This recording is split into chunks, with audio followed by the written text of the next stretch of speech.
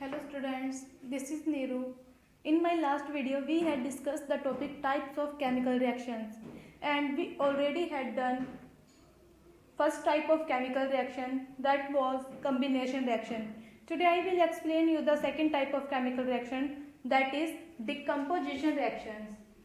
Reactions in which a compound breaks up into two or more simple substances.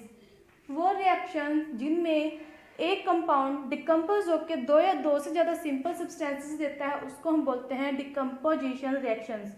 General example A B. हमने एक compound लिया A B और and it will break up into A and B two simple substances. A B एक compound में break होके A और B दो simple substances दिए हैं. Remember that all decomposition reactions are endothermic in nature. हर एक decomposition reactions endothermic होती है. हर एक decomposition reaction को it means कंपाउंड को सिंपल सब्सटेंस में तोड़ने के लिए हमें उनको एनर्जी सप्लाई करनी पड़ती है. चाहे वो एनर्जी हम हीट की फॉर्म में सप्लाई करें या लाइट की फॉर्म में या इलेक्ट्रिसिटी की फॉर्म में, बट किसी भी फॉर्म में हमें इनको हीट एनर्जी सप्लाई करनी पड़ती है ताकि एक कंपाउंड ब्रेक होके हमें सिंपल सब्सटेंसेस दे सके. स्टूडेंट्स, मैंने आपको कहा है कि डिकम्पोजिशन रिएक्शंस एंडोथर्मिक होती है और उनको हमें एनर्जी हीट या इलेक्ट्रिसिटी या लाइट की फॉर्म में देनी पड़ती है ताकि एक कंपाउंड सिंपल सब्सटेंसेस में टूट सके. इसी बेस पे हमने इसको 3 पार्ट्स के अंदर डिवाइड किया है. इसके 3 टाइप्स है फर्दर थर्मल डिकम्पोजिशन रिएक्शंस, जिसमें से फर्स्ट टाइप है first thermal decomposition reactions in which a compound breaks up into 2 or more simple substances by heating. It means thermal. First of all, thermal means होता है heat. किसी भी compound को तोड़ने के लिए हमें उसको हीट देना पड़ता है और एक कंपाउंड हीट करने पे 2 या 2 से ज़्यादा सिंपल सब्सटेंस देता है तो उसको हम बोलते हैं thermal decomposition reactions. For example number 1, lead nitrate. जब हम लेड नाइट्रेट को हीट करते हैं, हीट को आप सिंपल एरो के ऊपर हीट भी लिख सकते हो और डेल्टा भी लिख सकते हो. डेल्टा का मीन्स भी आपके पास हीट होता है. When we heat lead nitrate it will break down into lead oxide, nitrogen dioxide and oxygen gas. जब हमने लेड नाइट्रेट को हीट किया एक टेस्ट ट्यूब के अंदर तो उसमें से एक पंजेंट स्मेल आएगी और ब्राउन कलर की फ्यूम्स निकलेंगी. वो ब्राउन कलर की फ्यूम्स होती हैं नाइट्रोजन डाइऑक्साइड गैस की. नाइट्रोजन डाइऑक्साइड गैस इसमें से इवॉल्व हो रही है इस रिएक्शन में, सो टेस्ट ट्यूब में से ब्राउन कलर की फ्यूम्स निकलती हैं. सेकंड एग्जांपल, कंसीडर आपने एक टेस्ट ट्यूब ली और टेस्ट ट्यूब के अंदर आपने फेरस सल्फेट लिया, एक्वा सोल्यूशन. फेरस सल्फेट जिसके अंदर 7 वाटर मॉलिक्यूल हैं, FeSO4.7H2O. इसका कलर होता है ग्रीन कलर. जब आप इसको हीट करोगे आप ऑब्जर्व करोगे जो ये 7 वाटर मॉलिक्यूल हैं ये इवेपोरेट हो जाएंगे. क्या बन जाएगा आपके पास? Just ferrous sulphate. ये फेरस सल्फेट होता है डर्टी वाइट कलर का. वाइट कलर होता है इसका. फेरस सल्फेट ग्रीन कलर का है. जब आपने इसको हीट किया इसमें से 7 वाटर मॉलिक्यूल इवेपोरेट हो जाएंगे, आपके पास जस्ट फेरस सल्फेट बच जाएगा. ये होता है आपके पास डर्टी वाइट कलर का. फर्दर आप इसको हीट करोगे इसमें से सल्फर बर्निंग की स्मेल आती है, जैसे सल्फर जल रहा हो. वो स्मेल इसलिए आती है बिकॉज जब हमने फर्दर फेरस सल्फेट को हीट किया तो इसमें से आपके पास सल्फर डाइऑक्साइड और सल्फर ट्राइऑक्साइड गैसेज निकलती हैं. ये सल्फर की स्मेल इन गैसेस के कारण से आती है और आपको प्रोडक्ट मिलेगा ferric oxide. Ferric oxide brown colour का होता है. Next is photochemical decomposition reactions. Photo means photon. Photo word photon से आया है और फोटोन का मीन्स होता है यू कैन से packet of light. Packet of light का एक पैकेट. तो फोटो केमिकल डिकम्पोजिशन क्या हुआ? अगर डिकम्पोजिशन लाइट और सनलाइट की प्रेजेंस के अंदर हो तो उसको हम कहते हैं photo chemical decomposition. For example silver bromide. This is silver bromide. Silver bromide को जब हम सनलाइट की प्रेजेंस के अंदर रखते हैं then it will decompose to give bromine gas and silver. Element silver और ब्रोमीन गैस के अंदर ये डिकम्पोज हो जाता है। This reaction is used in black and white photography.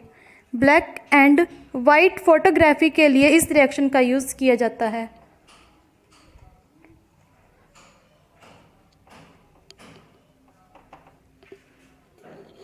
Example number 2. When we put silver chloride in the presence of sunlight, it will decompose into silver and chlorine gas. एक question आता है कि silver chloride के solution को हम dark coloured बोतल के अंदर क्यों स्टोर करते हैं?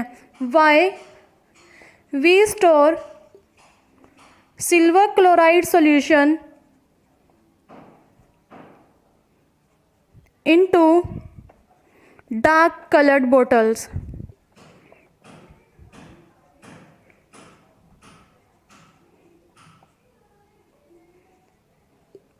इसका रीज़न ये है कि सिल्वर क्लोराइड सनलाइट के प्रेजेंस के अंदर डिकम्पोज हो जाता है सिल्वर और क्लोरीन गैस में। So we store silver chloride solution in dark coloured bottles.